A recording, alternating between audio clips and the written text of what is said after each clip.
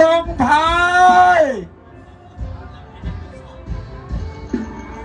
ออกมาแล้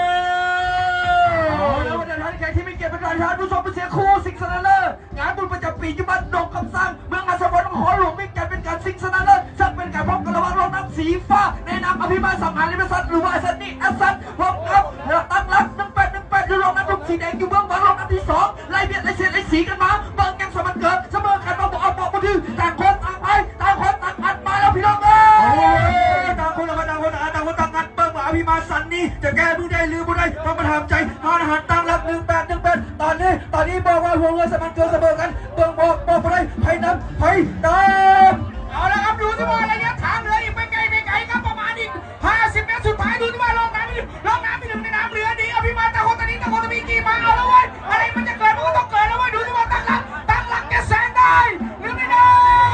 พอได้บอกว่าอย่างอีกประมาณ50 เมตรสุดท้ายจะเข้าเส้นชัยอภิมาหนีอภิมา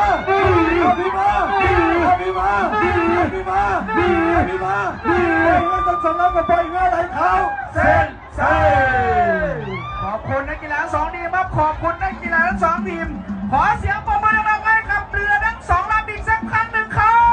บกรรมการผู้ทรงเกียรติบอลโลซ่าเฮือที่คว้าแชมป์ในฝั่งบุญส่วนเฮือกีฬา12 สีพายชิงขันนาเจ้าเมืองหาเจฟอนประจำปีพุทธศักราช2568หรือคริสตศักราช2025ได้แก่ทีมเรืออภิมาสันนีเอสเซ